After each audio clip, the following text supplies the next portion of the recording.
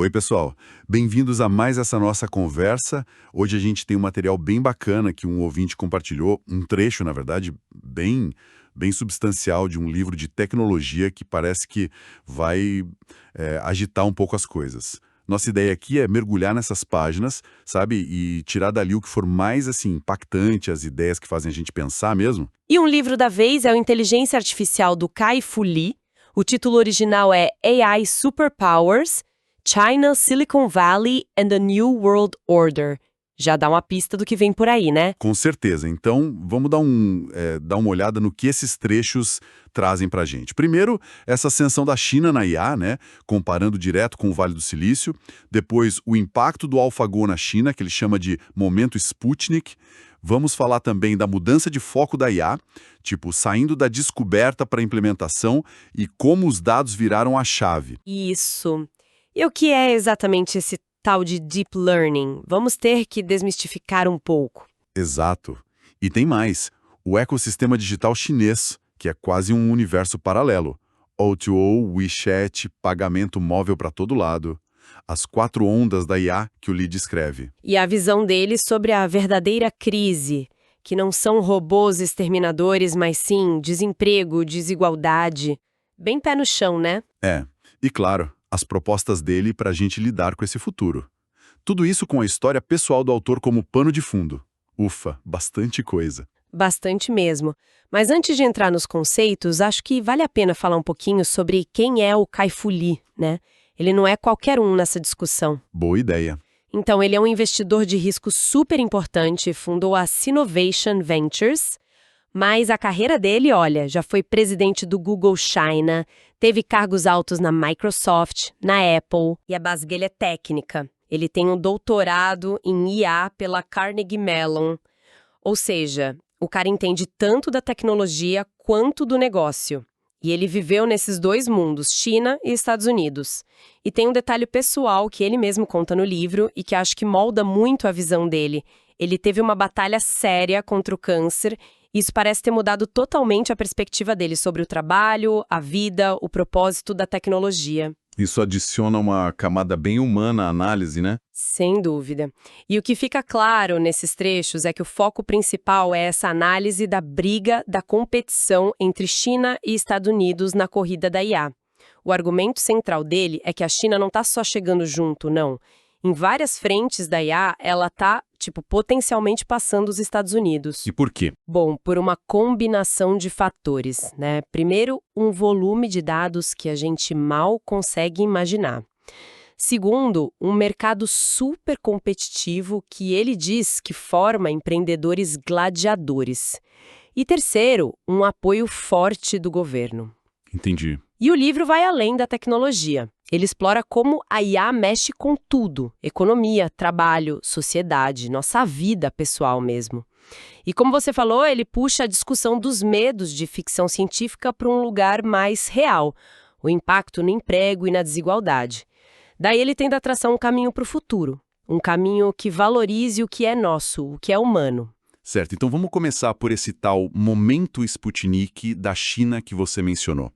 A partida de Go entre o AlphaGo, da DeepMind do Google, e o campeão mundial, o QGE.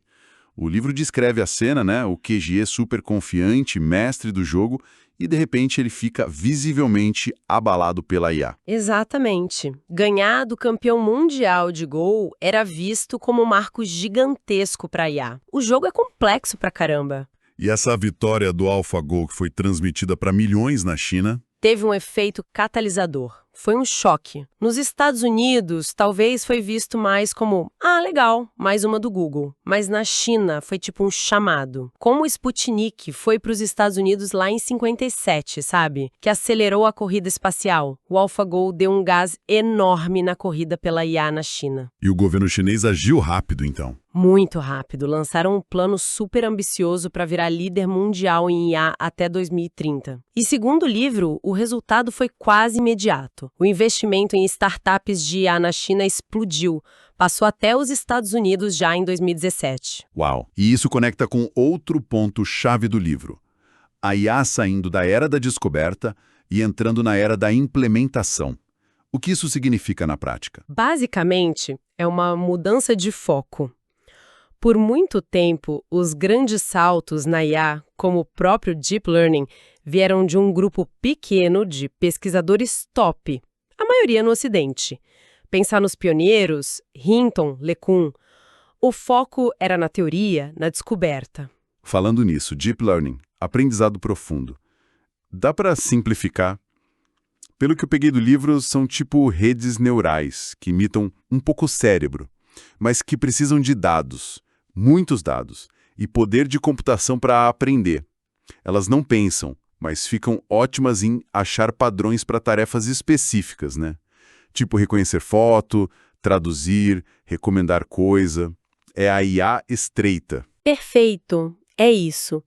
E o ponto do Lee é que agora, nessa era da implementação, ter os gênios da pesquisa ainda é importante, claro, mas não é mais o único fator que decide o jogo. O que conta agora é quem tem mais dados, quem tem engenheiros bons para aplicar o que já existe, quem tem empreendedores rápidos e um ambiente que deixa implementar logo. E aí a China encontrou um terreno muito fértil. Faz sentido. Ele descreve os empreendedores chineses de um jeito forte, né? Quase como gladiadores num mercado coliseu, super competitivo. Ele dá o exemplo do Wang Xing, da Meituan. Ah, sim. A história é ótima. O cara começou copiando modelos do Ocidente, tipo Facebook, Groupon, mas com uma execução brutal e adaptando para o mercado local, ele não só sobreviveu, como engoliu a concorrência, inclusive o próprio Groupon lá na China. Essa cultura de copiar para inovar parece bem diferente do Vale do Silício, onde a ideia original é tudo. É uma dinâmica diferente, com certeza. No Vale, a originalidade conta muito. Na China, a execução, a velocidade, a adaptação para o mercado local, isso vale tanto quanto, ou às vezes até mais. E essa mentalidade casa perfeitamente com a era da implementação da IA. E esses gladiadores têm acesso a um recurso natural que lá é abundante: dados. O volume e a variedade de dados gerados na China, principalmente dados do mundo real, são, assim, incomparáveis. E aí a gente entra no ecossistema digital chinês, que o livro pinta quase como outro planeta. WeChat. Não é só mensagem, é um super app onde você faz tudo, né? Paga a conta, pede comida, fala com amigo, vê notícia. Exatamente.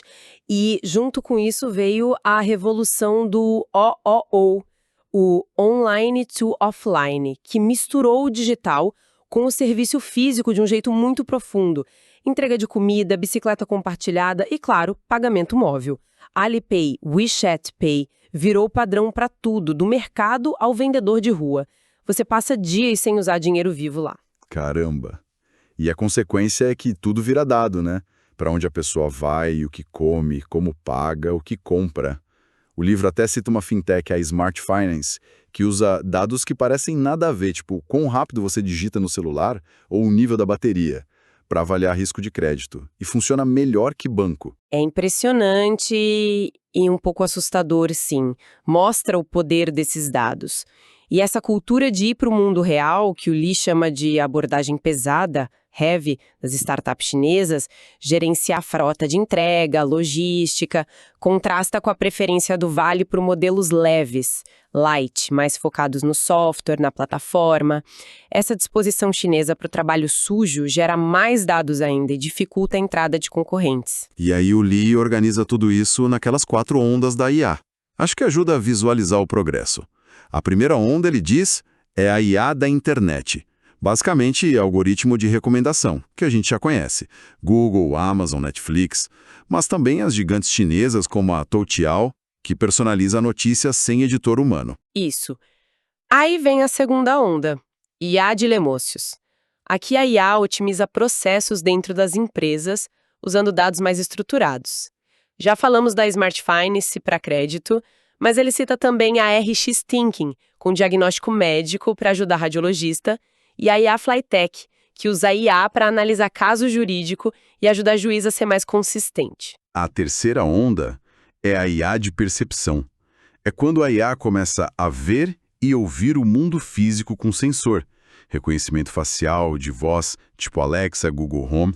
Isso permite o tal do Homo Online Merge Offline, a fusão do online com o offline. O exemplo do supermercado que ele dá, o Yonghui, com carrinho inteligente, pagamento automático, é muito futurista. Ou a educação personalizada, com IA adaptando o ensino e até vendo se o aluno está prestando atenção. E a força da China em hardware, lá em Shenzhen, é crucial para essa onda. E por último, a quarta onda, IA autônoma. As máquinas que agem e se movem sozinhas no mundo. Robô de armazém, drone e o mais famoso, carro autônomo. E aí a briga é boa, né? O Google Waymo querendo a perfeição antes de lançar em massa, a Tesla já colocando na rua e coletando dados, a China está apostando pesado nisso com o projeto Apollo da Baidu, até cidades planejadas como Xangan. É muito avanço, muita capacidade. Mas aí volta a pergunta. Por que o Li insiste que a verdadeira crise não é a superinteligência, tipo Skynet, mas sim desemprego e desigualdade? Muita gente no Vale do Silício parece mais preocupada com um robô consciente, né? Ele acha que a IA geral, a AGI, essa com consciência ou capacidade humana ampla, ainda está bem longe. Ele não ignora o risco a longo prazo, mas o ponto dele é: o perigo real agora, imediato, é a bagunça socioeconômica que a IA atual, mesmo a estreita, pode causar. A automação pode tirar o emprego de muita gente muito rápido. Os números que ele joga são assustadores. 40% a 50% dos empregos nos Estados Unidos com potencial de automação em 10, 20 anos. E na China, parecido, talvez começando até pelo colarinho branco. Exato. E a IA tende a concentrar riqueza em poucas empresas e países, basicamente Estados Unidos e China. Isso aumenta a desigualdade global e dentro dos países. A questão é: como a gente lida com isso? E ele critica soluções que geralmente vêm do Vale do Silício, né? Os tais 3 R's. Reciclar, reduzir e redistribuir. Sim, ele é bem cético. Reciclar, que é retreinamento, ele acha difícil fazer na velocidade e escala que a mudança exige. Reduzir a jornada de trabalho é complicado para quem já ganha pouco. E a renda básica universal, a RBU. Redistribuir. Ele vê quase como um band-aid, um analgésico, uma oportunidade perdida de fazer algo mais profundo.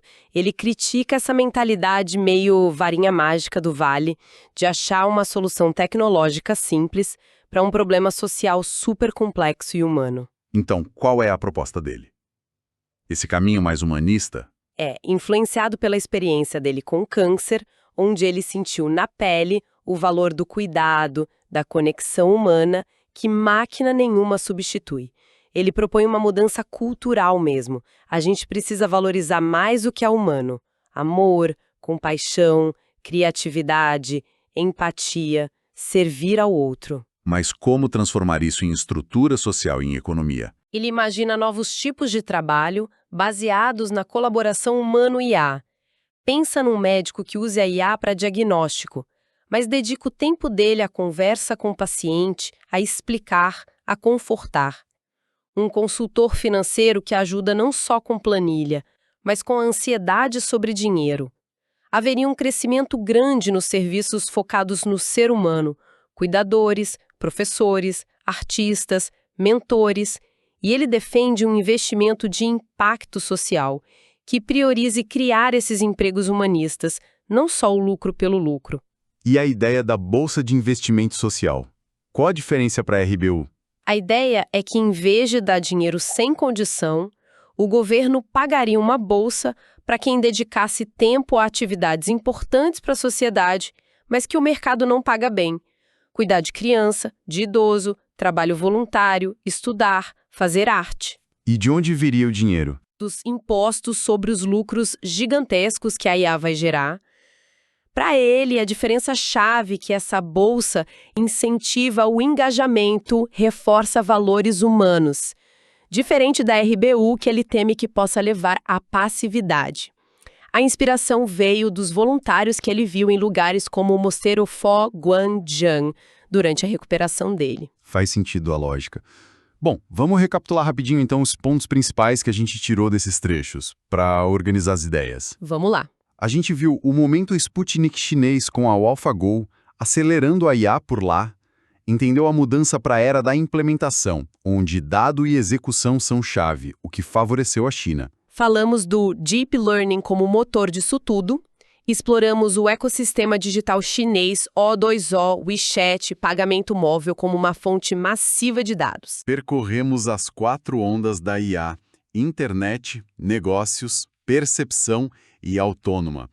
E discutimos a tese central do Li. A crise real e iminente é o desemprego e a desigualdade, não a superinteligência. Isso. E o mais legal é ver como tudo se conecta, né? A geopolítica da tecnologia, a evolução da própria IA, os desafios sociais que estão batendo na porta e a história pessoal do autor. Tudo isso forma a visão dele.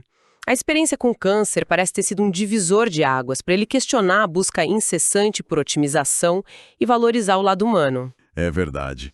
E isso deixa a gente com uma reflexão final, né? A IA é uma ferramenta poderosa, transformadora, não dá para negar. Mas, como Li mostra com a própria vida e argumento, somos nós que escolhemos como usar essa ferramenta. Exato. A crise pessoal dele o levou a valorizar o amor, a conexão.